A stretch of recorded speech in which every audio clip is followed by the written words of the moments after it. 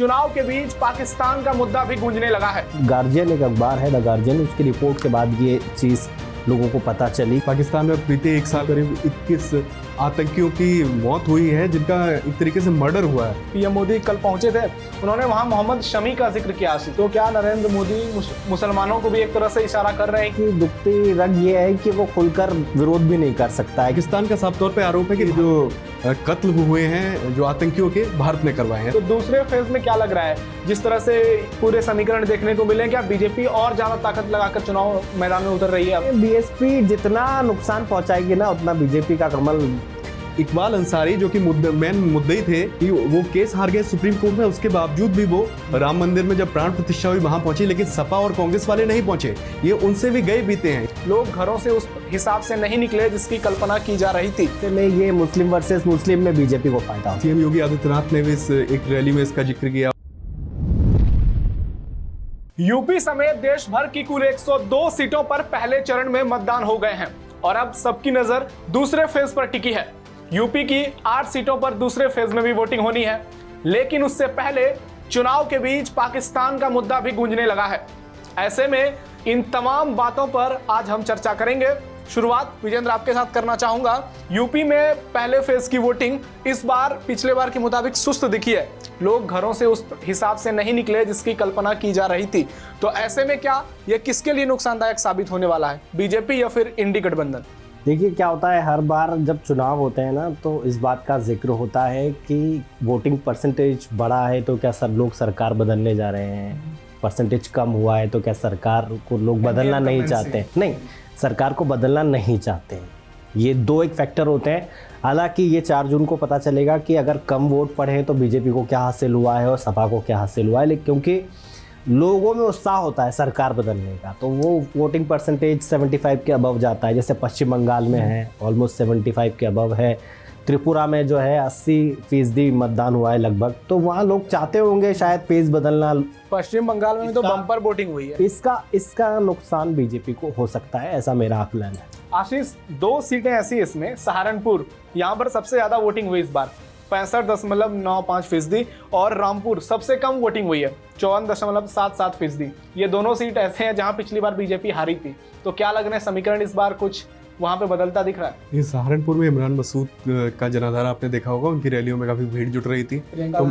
तो मान सकते हैं कि सहारनपुर में इमरान मसूद को समर्थन मिलता हुआ दिख रहा है। और रामपुर में अभी जिनको वहाँ का मसीहा बोलता जाता है, सपा वाले तो बोलते ही हैं, काफी आजम खां वो जेल में है, इस चक्कर में मान सकते हैं कम हुआ। लेकिन चुनाव अब जो दूसरे चरण की ओर बढ़ चला है, उसमें पाकिस्तान का मुद्दा खुलकर सामने आ चुका है। पाकिस्तान में बीते एक साल के अंदर करीब 21 आतंकियों की मौत हुई है, जिनका एक तरीके से मर्डर हुआ है। ये वो आतंकी थे जो भारत की लिस्ट में मोस्ट वांटेड लिस्ट में शामिल थे।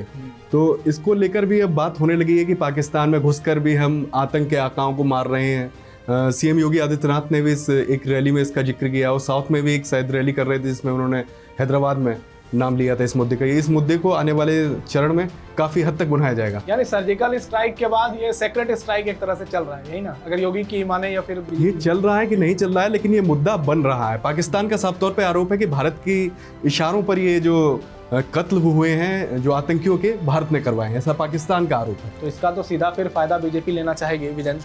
नहीं, अगर भारत सरकार का स्टैंड अगर पूछा जाए तो उन्होंने साफ मना किया है। उन्होंने बोला हमारी फॉरेन पॉलिसी में कभी भी ये चीज़ शामिल नहीं होती है कि हम विदेशी धरती पर किसी हमारे दुश्मन को मरवाएं। निज्जर के टाइम भी भारत सरकार का यही स्टैंड था, पाकिस्तान के टाइम भी यही स्टैंड है। और ये गार्जियन एक अखबार है द गार्जियन, उसकी रिपोर्ट के बाद ये चीज़ लोगों को पता चली कि ऐसा कुछ हो रहा है। लेकिन भारत सरकार का स्टैंड दूसरा है, लेकिन रैली में दूसरी तरफ बीजेपी के ही नेता इसका जिक्र कर वोट लेने की कोशिश कर रहे हैं। तो अब जनता कितना इस चीज़ को सीरियसली ले रही है तो 4 जून को पता चलेगा। जितने आतंकियों को अभी तक वहाँ मारा गया है उसमें बड़े बड़े नाम शामिल हैं। उसमें लश्कर-ए-तैयबा के हैं, हिजबुल मुजाहिदीन के भी हैं, जैश ए मोहम्मद के भी आतंकी शामिल हैं। और अभी तो हाल फिलहाल में आया था कि सरबजीत के हत्यारे को भी मार गिराया गया है। हाफिज सईद के किसी करीबी को भी मारा गया था, कोई जनाजे में जा रहा है उसको मार दिया, किसी गेट पर आके किसी ने नॉक किया है वो देखने जा रहा है वो मारा जा रहा है। तो लगातार वहाँ जो भी आतंकी मारे जा रहे हैं उसको भारत से जोड़कर पाकिस्तान देख रहा है। और जितने नेता हैं बीजेपी की ओर से ये आने वाले वक्त में भुना सकते हैं। पाकिस्तान की दुखती रग ये है कि वो खुलकर विरोध भी नहीं कर सकता है, क्योंकि अगर वो बोलेगा कि होती होगी। अगर कि मार रहे हैं हमारे आतंकवादी हमारे देश में रह रहे हैं तो FATF की लिस्ट उन्होंने में तो पहले कबूला भी ग्रे नहीं था, लिस्ट में बालाकोट है, अरेस्ट शायद हुई। वो उसको फॉरेन का लोन मिलना मुश्किल हो जाएगा, इसलिए वो खुलकर ये क्लेम भी नहीं कर रहा है कि हाँ भारत ने मारा है। तो पहले फेज के जो भी नतीजे हैं वो तो 4 जून को ही पता चलेंगे। दूसरे फेज में भी यूपी में 8 सीटों पर वोटिंग होनी है। ये सीटें हैं अमरोहा, मेरठ, बागपत, गाजियाबाद, गौतम बुद्ध नगर, बुलंदशहर, अलीगढ़ और मथुरा। ये सारी सीटें दोनों ही पार्टियों, तीनों ही कह सकते हैं, सभी के लिए इंपॉर्टेंट है। सबसे पहले हम अमरोहा की बात करते हैं। पीएम मोदी कल पहुंचे थे, उन्होंने वहां मोहम्मद शमी का जिक्र किया। आशीष, तो अमरोहा में मुस्लिम वोटर बड़ी संख्या में, तो क्या नरेंद्र मोदी मुसलमानों को भी एक तरह से इशारा कर रहे हैं कि आपके लिए हम भी एक विकल्प हैं मोहम्मद शमी के साथ? राजनीति जो है एक तरीके से प्रतीकों का खेल है। मोहम्मद शमी की एक वीडियो आपने देखी होगी, जब वर्ल्ड कप में टीम इंडिया फाइनल में हार गई थी, उस समय भी मोहम्मद शमी से मिले थे, गले लगाया था और साफ तौर पर नाम लेते हुए दिखाई देते कि मोहम्मद शमी क्या हाल है, क्या जी बढ़िया की। तो अब उन्होंने उसका जिक्र किया, साथ ही साथ उन्होंने राम मंदिर का जिक्र किया है अमरोहा की धरती से, और बोला है कि इकबाल अंसारी जो कि मेन मुद्दई थे बाबरी मस्जिद मामले में, कि वो केस हार गए सुप्रीम कोर्ट में, उसके बावजूद भी वो राम मंदिर में जब प्राण प्रतिष्ठा हुई वहां पहुंचे, लेकिन सपा और कांग्रेस वाले नहीं पहुंचे। ये उनसे भी गए बीते हैं, ये बात साफ तौर पर। तो ये बताता है कि आने वाले वक्त में चुनाव के जोर जाने वाला। रामगोपाल यादव पर भी हमला बोला। सपा में आ गए, सपा में रामगोपाल आ गए, शिवपाल आ गए, अखिलेश यादव आ गए, सब नेता आ गए सपा के। अमरोहा में बीजेपी से विजेंद्र कंवर सिंह तंवर उम्मीदवार हैं, कांग्रेस से दानिश अली जो कि वर्तमान में सांसद हैं, और बीएसपी से मुजाहिद हुसैन के बीच टक्कर है। तो यहाँ पर 2 मुस्लिम कैंडिडेट हो गए हैं, तो इसका फायदा क्या बीजेपी को मिलेगा?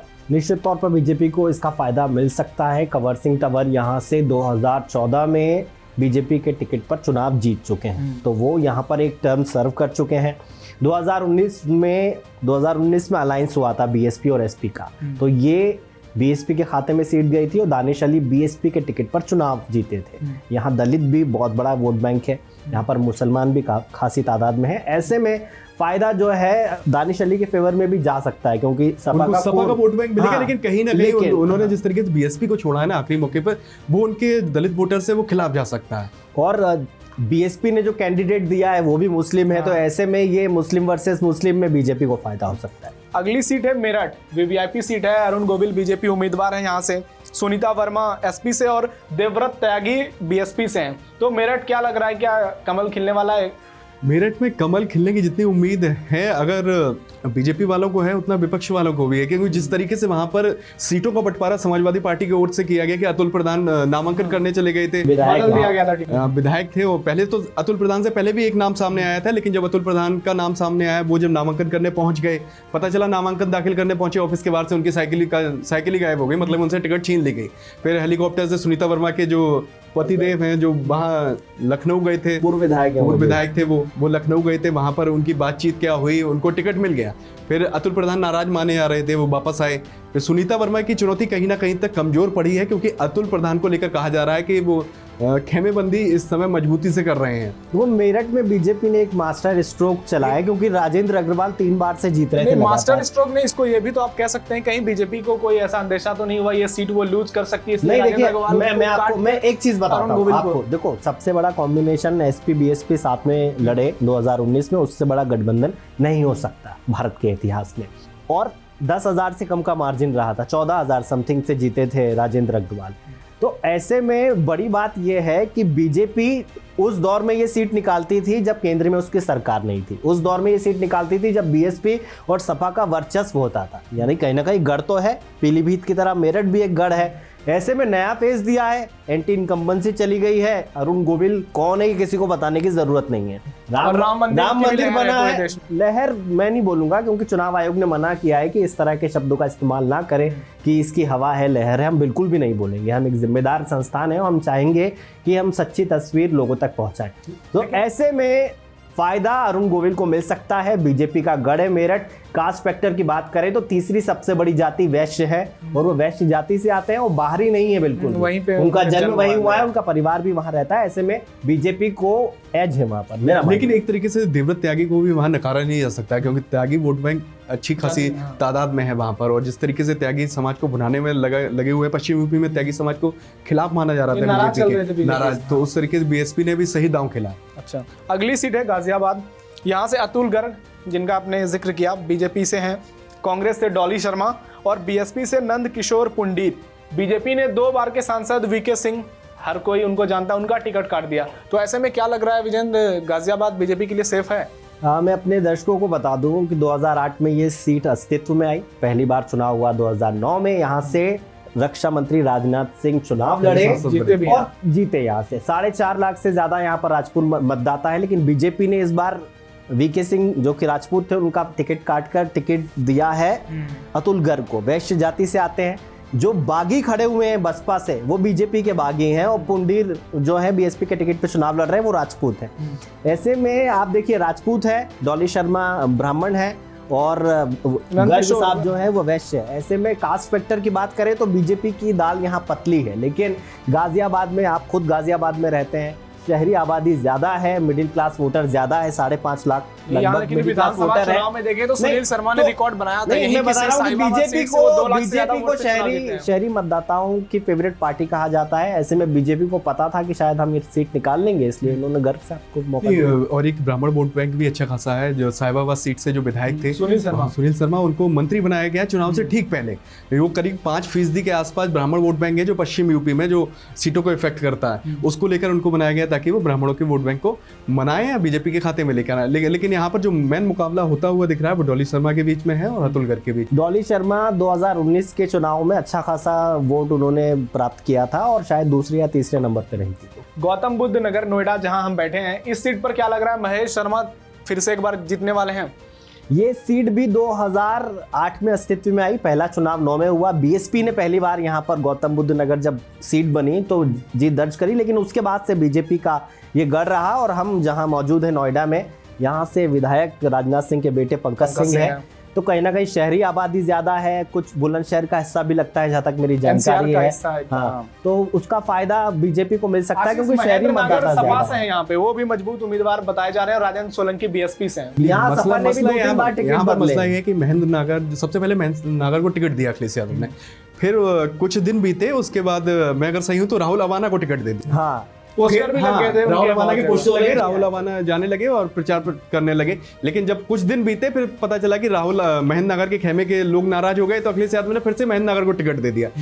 तो कुल मिलाकर ये फंसे हुए हैं। सपा भी यहाँ पर फंसी हुई है। गौतम बुद्ध नगर बीएसपी से सोलंकी है, शायद बीजेपी से राजेंद्र सोलंकी है मैदान में, लेकिन यहाँ पर एक तरफा जीत रहे हैं महेश शर्मा। जितना मुझे लगता है एक तरफा जीत रहे हैं महेश शर्मा। तो यहाँ पर दलित और मुस्लिम खासी तादाद में है नोएडा में बात चल रही थी कि क्योंकि विपक्ष इतना ज्यादा कमजोर है यहाँ पर कि वो आपस में उलझे हैं, खेमे में फंसे हुए हैं। तो महेश शर्मा यहाँ एक तरफा जीत रहे हैं क्योंकि वो टिकट ही फाइनल नहीं कर पाए। महेश शर्मा ने कैंपेन शुरुआत कर दी थी।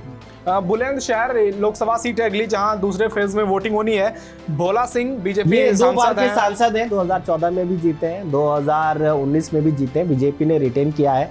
तो कास्ट फैक्टर, ये सुरक्षित सीट है, आई थिंक ये रिजर्व सीट है, तो उसका फायदा कहीं ना कहीं बीजेपी उठाना चाहती है। उन्होंने भोला सिंह को फिर से टिकट दिया है। और बुलंदशहर जब कल्याण सिंह राजनीति करते थे तब भी काफी सुर्खियों में रहे। आशीष इंडी गठबंधन से यहाँ शिवराम वाल्मीकि और बीएसपी से नगीना से सांसद रहे गिरीश चंद्र पर दाव लगाया है बीएसपी ने।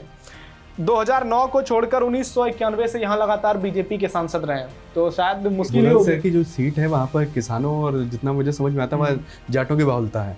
तो ये पूरा खेल, और जब से आरएलडी साथ आ गई है तो किसानों को साधने के लिए अगर कास्ट फैक्टर की बात करें तो सबसे ज्यादा दलित वहाँ पर है और मुसलमान ज्यादा है, वो मिलकर किसी को भी हरा सकते हैं, जिता सकते हैं।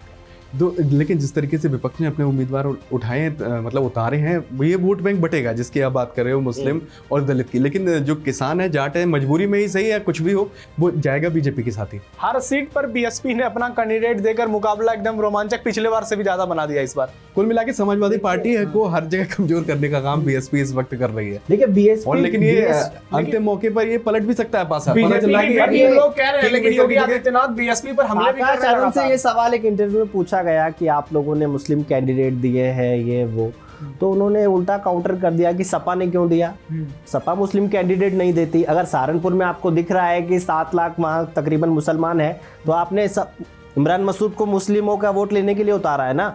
अगर आप इतने बड़े हिमायती होते तो हिंदू दे देते, आप लखनपाल शर्मा के सामने जो है हिंदू दे देते, तो उन्होंने काउंटर कर दिया कि भैया आप भी तो मुसलमान उतार रहे हो। बीएसपी ने दांव सही खेला है। अभी तक सब आकलन कह रहे हैं कि वो किंग मेकर साबित हो रहे हैं कि दूसरे को जिता रही है, लेकिन ये जब चुनाव के नतीजे 4 जून को आएंगे ना तो ये पलट भी सकता है। पता चला जहां सीटें फंसी हुई हैं 10 से 20 हजार का मार्जिन है, वहां पर बीएसपी जीत दर्ज कर। गाजीपुर का एक रोचक किस्सा मैं आपको बता दूं, रोचक किस्सा। पिछली बार जीती गाजीपुर में अफजल अंसारी ने एक इंटरव्यू में कहा कि भैया आप ये मत सोचिए, बीएसपी को अंडरडॉग मत समझिए, हो सकता है कि बीजेपी और सपा की फाइट में बीएसपी जीत जाए।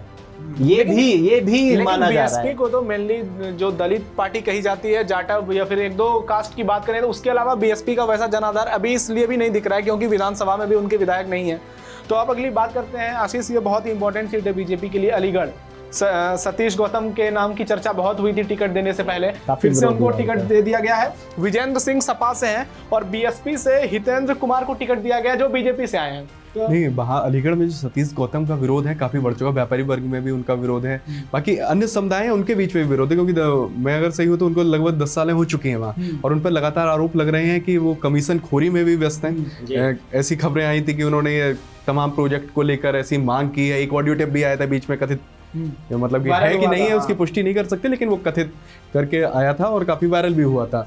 तो सतीश गौतम का विरोध है बीजेपी में, बीजेपी के जो खेमे में बांटोगे बीजेपी को तो भी विरोध है उनका। पर अलीगढ़ का एक दिलचस्प फैक्टर आपको बताता हूँ कि समाजवादी पार्टी कई सालों से राजनीति कर रही है, आज तक वो सीट नहीं जीत पाएगी। अलीगढ़ से अच्छे लोग सांसद रहे, कल्याण सिंह की कर्मभूमि रही है। ज्यादा आबादी यहाँ मुस्लिमों की है, तीनों पार्टियों में से किसी ने मुस्लिम उम्मीदवार नहीं दिए। वहां पर जैसे आप बोल रहे हो सतीश गौतम को उसने उतारा है, और अगर मैं सही हितेंद्र कुमार जो बता रहे हो, उनका पूरा नाम हितेंद्र कुमार और बंटी उपाध्याय है, वो ब्राह्मण है। मायावती ने ब्राह्मण कार्ड चलने की कोशिश की है वहां पर। लेकिन कई बार क्या होता है, जो आप बोलते हैं ना सांसद का विरोध होता है, वो आप 4 वीडियो देख के विरोध का अंदाजा नहीं लगा सकते। क्या होता है, जिसको टिकट नहीं, जो टिकट के दावेदार होते हैं ना और उनको टिकट नहीं मिलता है तो फिर वो इस तरह का विरोध भी करवाते हैं। आपको लगता है कि नहीं यार देखो कितना विरोध हो रहा है, लेकिन वही आदमी फिर जीत के आ जाता है। पिछली बार ये भी कहा जा रहा था कि किसान बहुत नाराज चल रहे हैं, लेकिन देखिए ये चुनाव किसान के मुद्दे पे हो ही नहीं रहा है। ये तो मोदी को प्रधानमंत्री बनाना है या नहीं बनाना है उस पर हो रहा है। अगर वोट पड़ भी रहा है तो सतीश गौतम को देखकर तो कोई वोट देगा नहीं, वो तो पीएम को देख के वोट दे रहे हैं। बीजेपी का जहां तक कहना है, और इंडिया अलायंस कह रहा है कि बुरी तरह से 200 सीट भी नहीं आ रही है। अरे भैया अगर नहीं आ रही है तो आपको 4-4 बार टिकट क्यों बदलने पड़ रहे हैं इस तरह में? अगर कैंडिडेट को देख के लोग वोट करने लगे तो फिर बीजेपी के लिए तो हालत खराब हो जाएगी। उनके विरोध में उतरा कौन सा उम्मीदवार है? वो अगर खुद ही नहीं जा रहा है जनता के बीच में, तो वो विरोध कितना भी हो, पार्टी के अंदर विरोध हो, पार्टी के बाहर विरोध हो, तो उसका फायदा उसे नहीं मिलेगा ना। आपको खुद भी तो बताना पड़ेगा कि आप उनसे बेहतर हो, तो आखिर क्यों बेहतर हो। अब इमरान मसूद की रैली में भीड़ आई, रोड शो हुआ, प्रियंका गांधी, आप लोगों ने मान लिया कि नहीं यार भीड़ है, जीत रहे। हो सकता है कि ये नहीं, एक जनरल परसेप्शन होता है कि भीड़ ज्यादा होती है तो लोग मान लेते हैं कि फला आदमी चुनाव जीतने जा रहा है, लेकिन वहां पर सवर्ण भी अच्छी खासी तादाद में है। अगर वो गोलबंद बीजेपी के लिए हो गए तो वो तो एक तरफा जीत हो जाएगी। इस तरीके से इमरान मसूद का पिछला चुनाव हुआ था तो राघव लखनपाल ये बीजेपी से ही लड़े थे और हारे मार्जिन से हारे भी थे, तो इनके में भी काफी अच्छी खासी भीड़ आई थी। एक और वीवीआईपी सीट की बात करते हैं, ये है मथुरा लोकसभा सीट। यहाँ से हेमा मालिनी तीसरी बार है। क्या मथुरा सीट बीजेपी ने ये समझ लिया था पहले ही कि ये सेफ सीट है, इसलिए एंटी इनकम्बेंसी थी हेमा मालिनी के खिलाफ, लोग नाराज थे वहां के लोकल, उसके बावजूद उनको उतारा गया? अगर आरएलडी से गठबंधन नहीं होता तो उम्मीदवार वहां पर बदल जाता, लेकिन आरएलडी से गठबंधन हो गया, उसके बाद हेमा मालिनी को फिर से उतार दिया, क्योंकि जयंत चौधरी का काफी जुड़ाव रहा है मथुरा की सीट के साथ। हेमा मालिनी के सामने चुनाव भी लड़े थे, हार गए थे, लेकिन उससे पहले उन्होंने अच्छा खासा काम किया था। लेकिन हेमा मालिनी को लोग बाहरी बता रहे हैं और ये बोलते हैं कि वो 5 साल बाद फसल काटने आती हैं, 5 साल बाद नजर आती है, उनकी फसल जो भी होती है वो 5 साल में देखिए कटने लायक तैयार होती है। लेकिन उनके विरोध में वहां पर खड़ा कौन है? अगर आप बात करोगे कांग्रेस की ओर से मुकेश धनगर, जिनका वो बता रहे हैं, यमुना पुत्र खुद को बता रहे हैं, यमुना का मुद्दा उठा रहे हैं, और दूसरे हैं सुरेश। लेकिन उनसे पहले, सुरेश से पहले बीएसपी ने जिसपे दांव खेला था वो कोई कमलकांत थे, काट दिया। वो अपना नामांकन पत्र भी ले आए थे, वो भी भरने पहुंच गए थे, लेकिन अंतिम मौके पर जब उन्होंने प्रचार कर लिया उसके बाद काट दिया। लेकिन अगर आप इस वाले अंतिम मौके पे आप उम्मीदवारों को बदलोगे ना और फिर आप उम्मीद करते हो कि जीत जाओगे, तो ऐसी तो उम्मीद नहीं करनी चाहिए। फायदा पता कैसे मिलता है?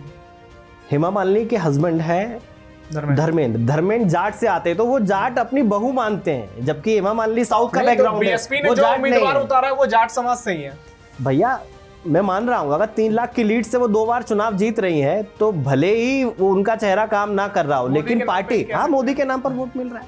निश्चित तौर एक और सीट है इंपॉर्टेंट है एनडीए के लिए।